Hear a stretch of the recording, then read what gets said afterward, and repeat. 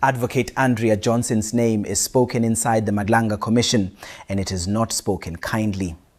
A state prosecutor takes the stand. Under oath, she tells the commission that South Africa's National Police Commissioner was never a suspect. He was a target. Her words. It was clear, at least to me, that General Masemola was a target, and the rules would be broken to catch him by any means necessary.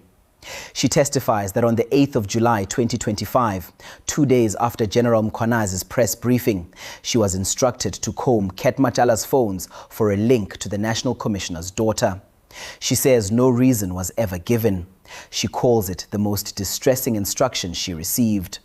She and a colleague wrote 2 memos. Their finding, no prima facie case. 7 names were already sitting on draft arrest warrants. She was replaced and later told investigators were plotting to have her arrested so she could be discredited. And in that same room, the chair announces criminal charges will be laid against Suleiman Karim, too ill to testify, the commission was told, but seen out at Woolworths. None of this is a conviction. It's testimony, under oath. Like, subscribe, hit the bell. Let's go inside. So where we find ourselves now is in this circular process, and we keep going around the mulberry bush with respect regarding this witness. And at the time remaining for this commission, and this is the submissions I'd like to make on how we'd go forward, Chair and Commissioners, there's limited time remaining for this commission to complete its mandate. At this point, we submit it's appropriate for the Commission to simply make its findings based on its assessment of the evidence that's already before the Commission in the previous hearing at which Mr. Karim was present, and the evidence that's been provided, and also, for that matter, on the basis that there's certain information that has still not been furnished. The Chair is now familiar with the basic information that we've requested on just financial statements. That hasn't been forthcoming in the interim. Yes, and for Mr. Karim to offer us his specialist, that does not assist. In fact, that actually takes us to what courts always say, the hired gun principle. Because from where we are sitting, we do not consider Mr. Karim's doctor to be an objective expert. He is an expert that's closely associated with Mr. Karim, and who, from where we are sitting, unless we get another opinion, appears to us to be pushing Mr. Karim's story.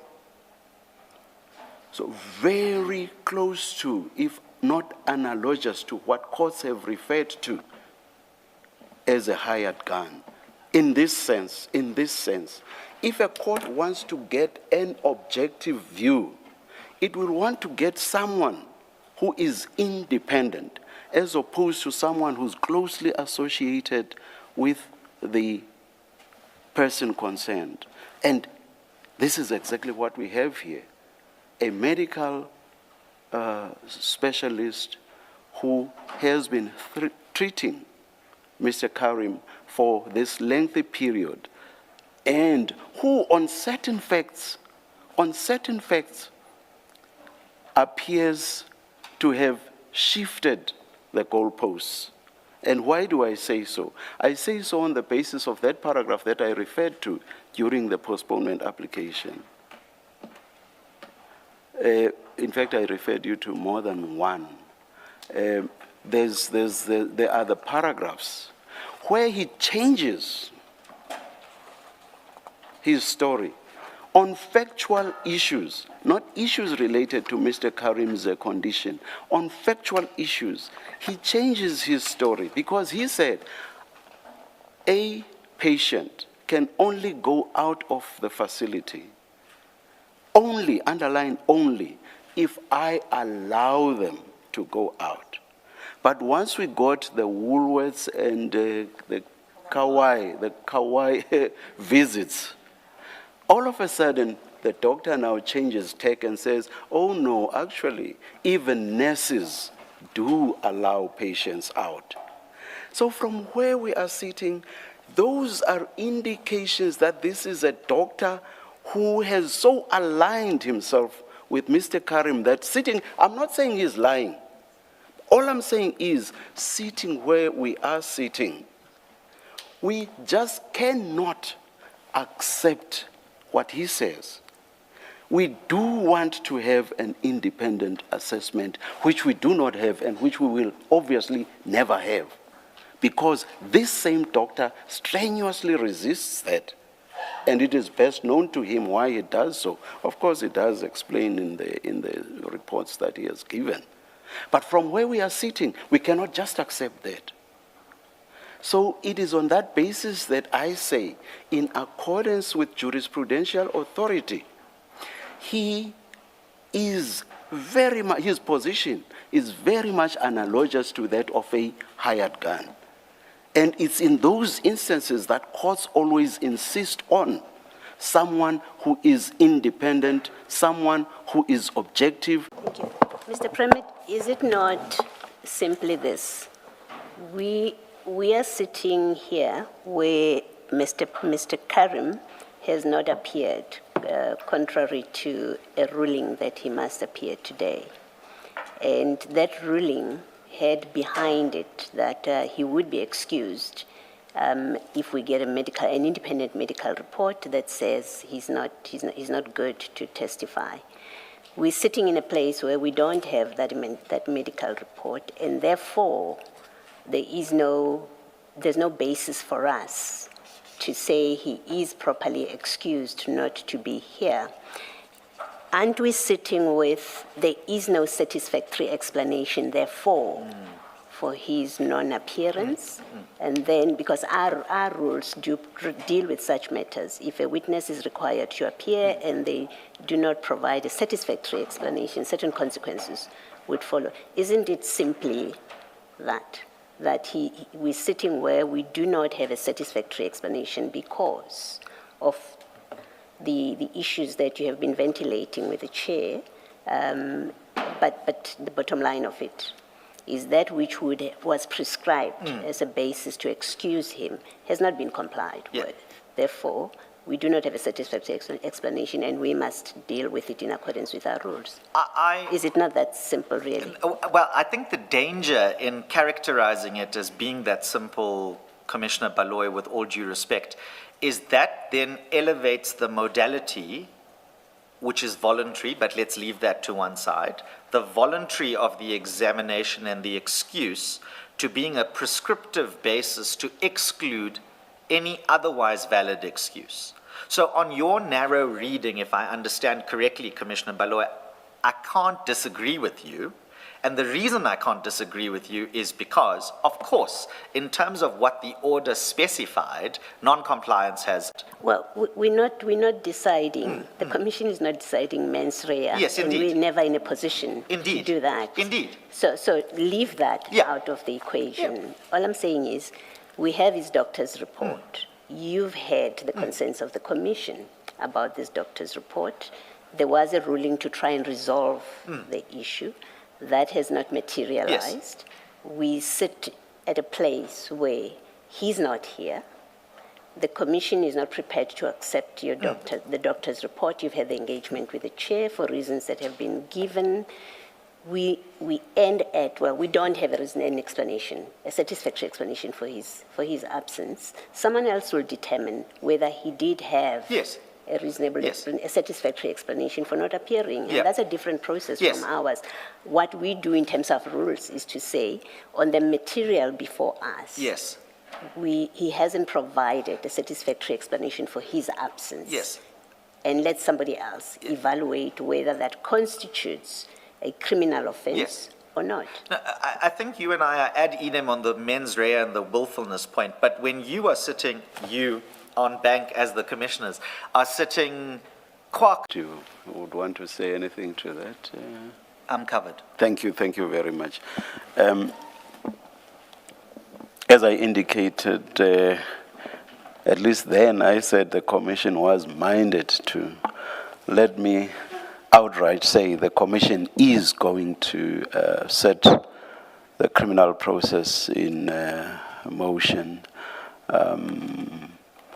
the Commission will direct the relevant functionary, and as you anticipated it, Mr. Premhid, that functionary will be Dr. Vuguza sitting across there, who is the Commission Secretary, and for her to lay a criminal charge, not to make a recommendation, to lay a criminal charge against Mr. Karim. If the Commission were not to do that, it would itself not be taking its processes seriously. This is something that the Commission just has to do. Otherwise, witnesses will choose to come or not to come testify before it willy-nilly. And we cannot and we will not have that. So the Commission will lay criminal charges against Mr. Karim. Whether he has defenses to that, that's something for him to raise in that criminal process. Thank you. I will not even say that this is what the sort of decision that one usually has in mind in the context of decisions that are taken and which are reviewable. But of course, I can never stop Mr. Karim taking us on review on this, but I would be very surprised if he were to do that. I'm just announcing what the Commission is minded to do. I have a note, I will. That's when we can, but this one we can follow.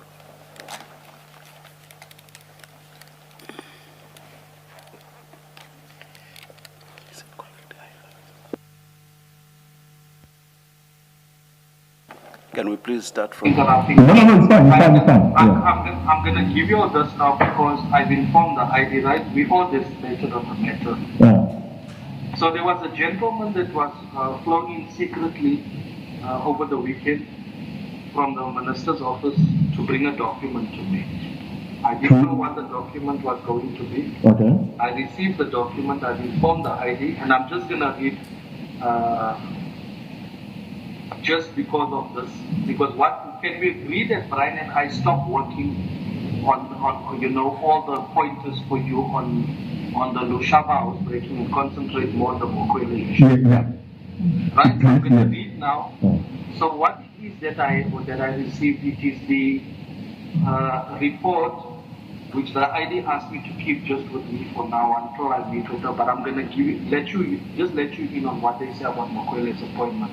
So the report comprises of various parts of our criminal investigations here, the buying of the buildings, Khumalo's appointment, Mokwele's appointment, and others. So I'm just going to quickly read to you what they say about her appointment, the Inspector General of Intelligence. Because I think what the ID needs to do, Advocate Peter, is to find a way, because there's good synergy between the Inspector General of Intelligence and the ID now, for them to be convinced to get somebody from the IGI to give an affidavit in support of this endeavor, you know? So they say the following, they say investigation methodology. Several documents relating to this appointment were produced for the purposes of analyzing the process of recruitment followed by the management of CI. Thank you, Chair.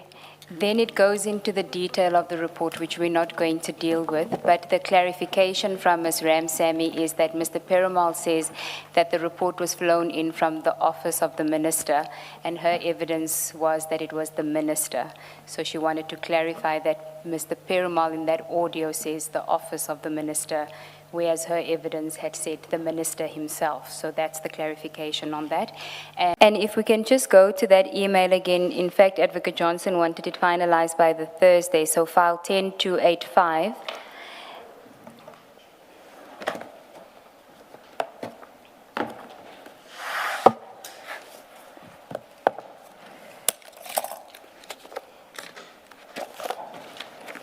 File 10285. And it's the email at the bottom of the page.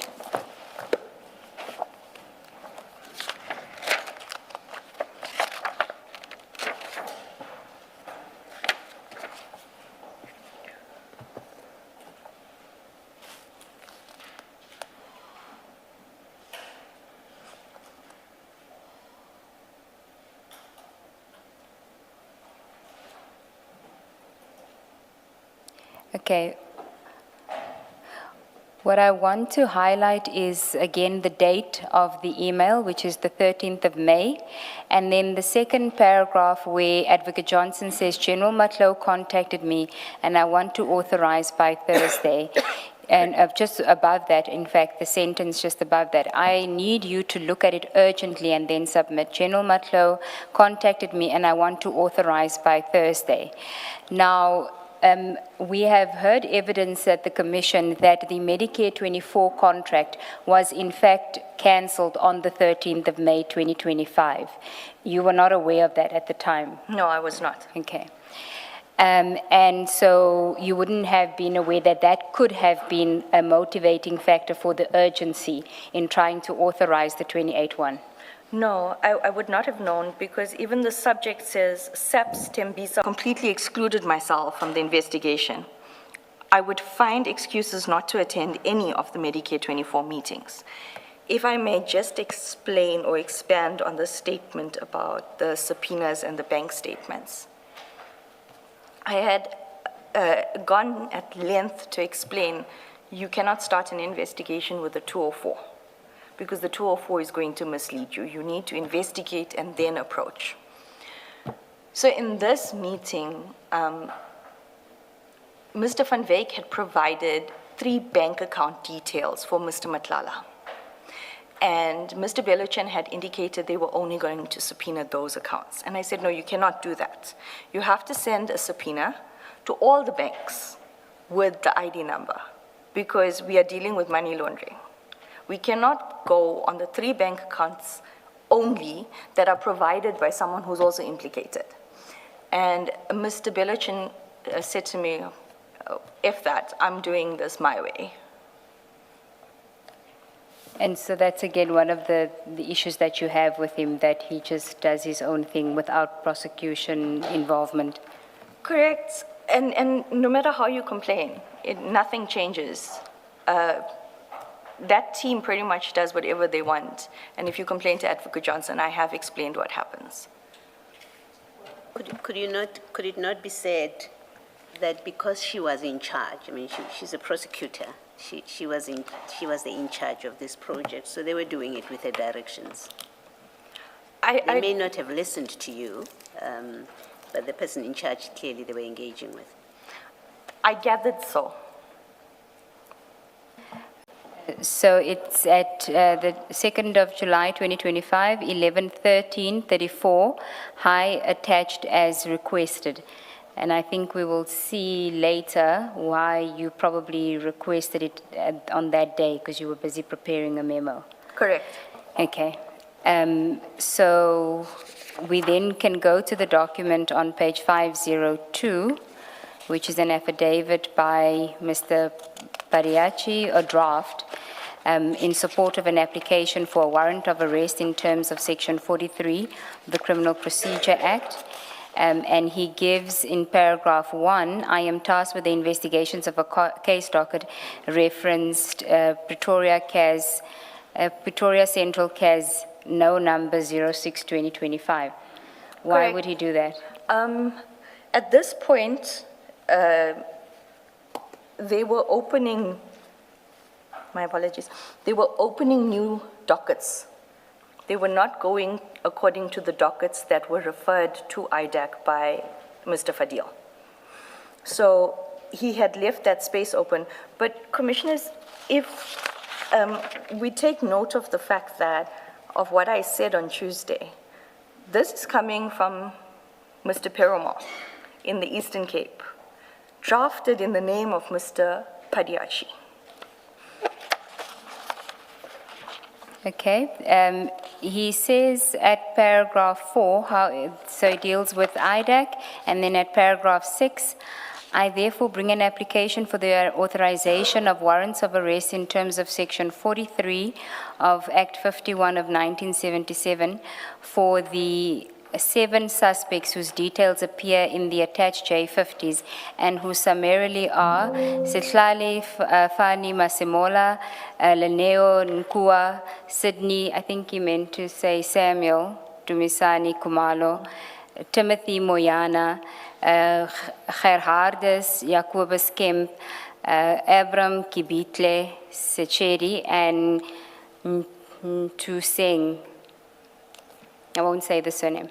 Correct. Just want you to elaborate on this briefly, because when you were discussing it with me in consultation, you elaborated on what the relationship was like at the time between the two of you, and why why it is significant that the two of you got together to prepare this memo.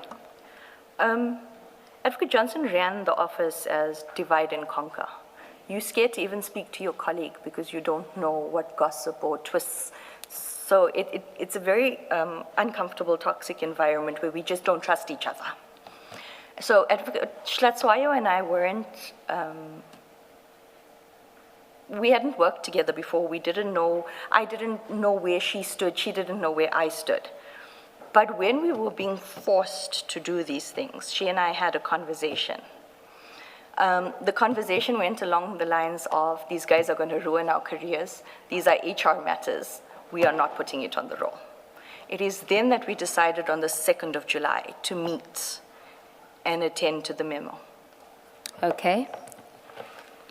And you can then, so you meet to discuss the case regarding the appointment of General Khumalo, and at the time there was a lot of distrust created by Advocate Johnson. And then, however, we knew that we had to make our views known on these matters. So you can start from, we discussed the evidence. We discussed the evidence and agreed that there was no prima facie case against the generals. In fact, we were both of the view that something was amiss on the part of Advocate Johnson, Mr. Perumal, Belochin, and Padiachi. We decided to prepare a prosecution memo for Advocate Johnson, setting out our analysis of the evidence. Our recommendation was that there was no prima facie case. This was not the first memo that I had prepared regarding the crime intelligence matters. Prior to the arrest of General Khumalo and others in the Mokwele matter, I had commenced drafting a memo indicating that there was no prima facie case against the accused. Unfortunately, I fell ill. I could not finalize and submit the memo. It is also for this reason that I was not aware of the enrollment of the Mokwele matter and arrests. Returning to the memo of 2 July 2025, we submitted the memo to Advocate Johnson on the same day. And to our utter surprise, she agreed with the assessment. She did, however, she backtracked on that agreement. Yes. And then this was, she asked you to send it to the team. So if we go to paragraph 46 of your statement on page 22. Thereafter, we emailed the memo to the entire team. Mr. Sissoko called us being Advocate Schlatzwayo and myself, shortly thereafter, and told us that Mr. Perumal was calling him spitting fire regarding the memo that had just been emailed to the team. According to Mr. Sissoko, Mr. Perumal threatened to resign because they had worked so hard on the case to get it ready for enrollment, and then we derailed the entire process. Advocate Johnson sent an email on the 4th of July, 2025, effectively responding to Mr. Perumal's reaction to the memo. We can go to that email before you go to this display. It's on page 457 of file 10, part 2.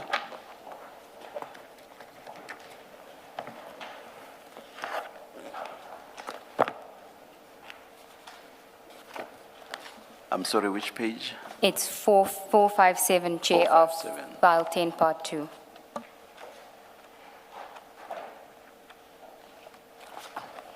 It's an email from Advocate Johnson on the 4th of July, 2025 at 1:35 p.m. And she's copied a whole lot of people in there. Importantly, Mr. Belochan, Mr. Padiachi, yourself, Mr. Perumal, Lashwayo, Mr. Sissoko, and time, I'm going to deal with the 4th of July first. At that time, We didn't know what was at play. Advocate Schlatzwayo and I were in the dark. We were just assessing the evidence. Although we did feel that there was something off, and we did say that these are HR matters that we are now being dragged into for SAPS. But on the 8th of July, Advocate Johnson mentioned on 2 occasions that Khan said this was going to happen, Khan said this was going to happen. So we took it to mean that General Khan had already alerted her to certain things. Because she said, her words were, he keeps telling us that something big is coming, and then FO, or FA. Which means, don't say the word, but she's meaning that it doesn't happen. Nothing happens. So prior to 6 July, Advocate Johnson had indicated that, was it General Nkwanazi specifically, or was it General Khan that was saying to them something big is going to happen, and then nothing happens? It was General Khan that was informing Advocate Johnson something big is going to happen. Because in the 8th of July meeting, she also said, he keeps saying they're coming for me. Okay. And her reference earlier on when she says, but then nothing happens, is it's not the first time he's warned them. So she didn't think much of it, or she would take his advice and not do anything because something big was going to happen. No, she voiced her exasperation of the fact that he keeps messaging that something's going to happen and nothing happens. Okay. So we can then go back to... After our memo. Were you replaced as prosecutors? What happened to you and Ms. Schlatzwayo, Advocate Schlatzwayo? Because the memo was by the 2 of you, so I assume you were the prosecutors appointed. What happened? Were you replaced by other people? We were replaced by a different team, or a different prosecutors under Advocate Santos Manila. And you don't know if that team prepared a new memo disagreeing with your memo? We were not even allowed to communicate with them. So in essence, Advocate Johnson didn't even want us to tell them that we'd prepared a memo, that there's no prima facie case. Okay, you can continue in 49. This just further demonstrates to you, I think you must say. This just further demonstrates to me the determination with which this project was conducted. In my view, the intention was to target General Masemola and General Khumalo until they were no longer in office. The attack against General Masemola may have intensified when he did not suspend General Khumalo and the other accused in the Mukwele matter after their arrests. Because during the 8th of July 2025 meeting, Advocate Johnson made her position clear regarding General Masemola. And then we now go to that meeting of 8 July 2025, and this topic is further instructions regarding General Masemola. For this, I'll ask the commissioners to go to file 11, page 60, which is your notes, your written notes, handwritten notes. And you can just tell us who was present at that meeting before you deal with what was discussed in the meeting. By Mr. Perumal, not the prosecutors. Mr. Sissoko and Advocate Johnson would sign a letter addressed to Digital Forensic Services for a quick snapshot analysis of data on Mr. Matlala's devices. And for that, we'll go to 62 of the notes, the handwritten notes. Commissioners, we're there now. So 50.4 is the analysis from the forensic services. The analysis had to focus on whether any communication was found on the devices between or relating to the following persons: Minister Mkunu, Brown Mokhotsi, General Becky Cele, NASCOM General Masemola, General Sabia, General Bongani Ngwenya. I think on your notes you have more, so it just ends on 4, but if we go to page 63 of your notes, you can explain.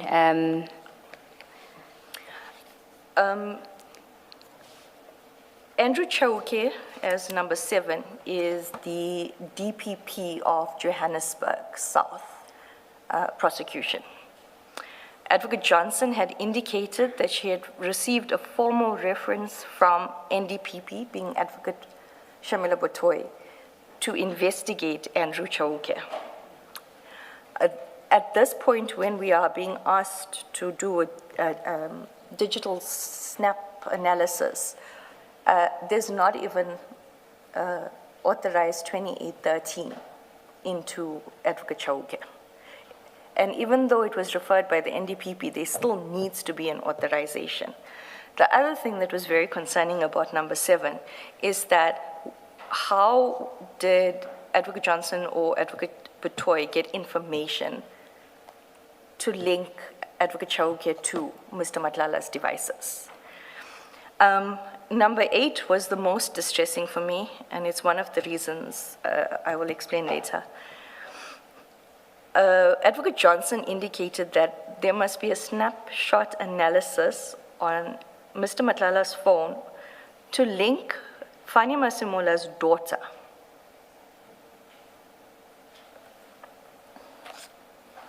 To link the National Commissioner's daughter to Kat Matlala's devices? Correct.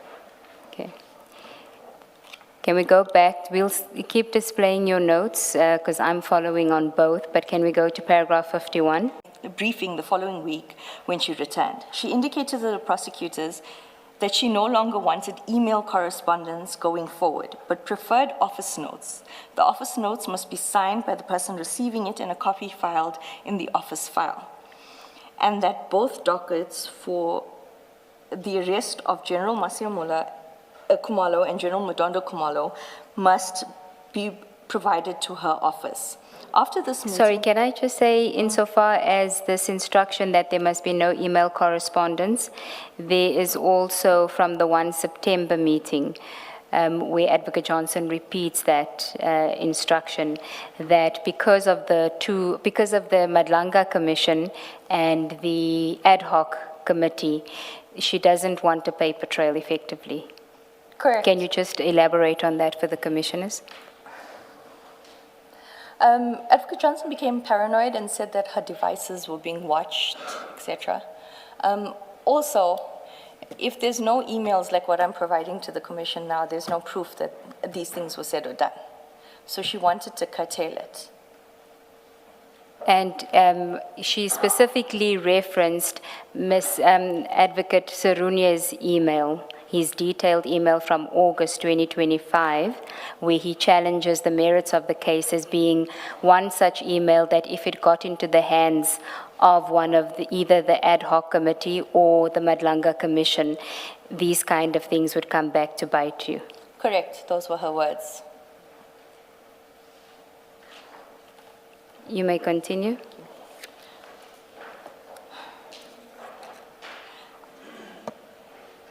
I sent a WhatsApp to Advocate Johnson asking to be released from the matter due to safety issues.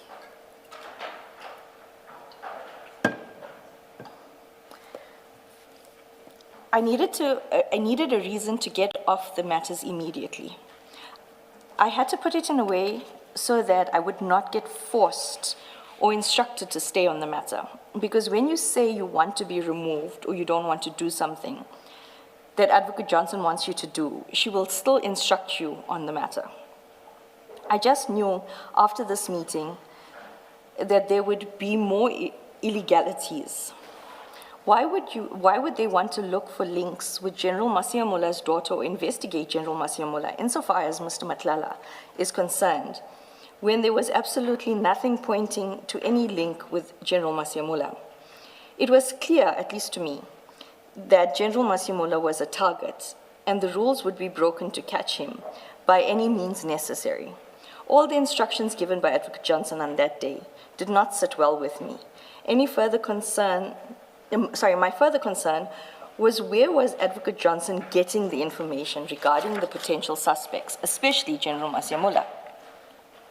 When we met with General Matlala regarding this Medicare 24 matter, she indicated that we would not need to subpoena General Masemola for documents relating to this investigation because he was cooperating. If that was the case, why would he be identified as a suspect in an investigation where he was cooperating without the need of a subpoena?